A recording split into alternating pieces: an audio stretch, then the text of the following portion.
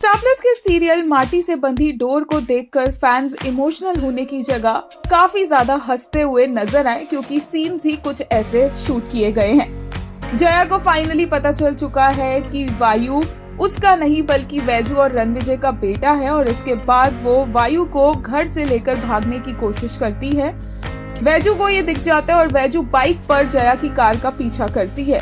दोनों निकलते तो अंधेरे में हैं, लेकिन बाहर जाकर जब दोनों एक दूसरे के आमने सामने आते हैं तो दिन हो चुका होता है और फैंस को समझ नहीं आ रहा है कि ये कितना लंबा रास्ता था जो रात को निकले और सुबह जाकर पहुंचे।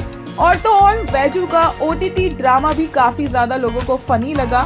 दो माएं एक बच्चे के लिए लड़ रही है तो ये तो इमोशनल सीन होना चाहिए था, लेकिन जब जया कार में स्पीड देती जाती है और वैजू अपने हाथों से कार को रोक लेती है, ये देखकर हर किसी को ये बहुत ही अनबिलीवेबल और फनी लगा।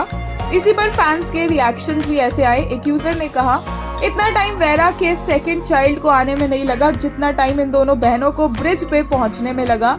रात को निकली थी, सुबह जाके पहुंची।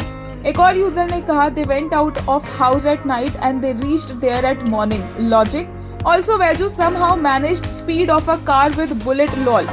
Why to make things so OTT lol when at the end it's just troll worthy? एक और यूजर ने कहा, this part has its emotions for many but it was the funniest part of माटी से बंधी door till now. Sorry but it was so illogical and unnecessary. Can writers stop smoking? Can't stop laughing.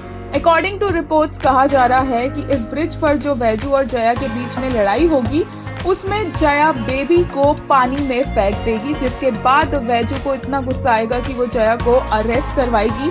पर अगर actual में जया ने baby को पानी में फेंका है तो राणा ये क्यों कहेगा कि जया की कोई गलती नहीं थी और वो उसे जेल से छुड़वा कर ले आएगा। एंड इन टर्न वैजू को ये घर छोड़ना होगा क्योंकि वो उस घर में नहीं रह पाएगी जहाँ पर जया होगी।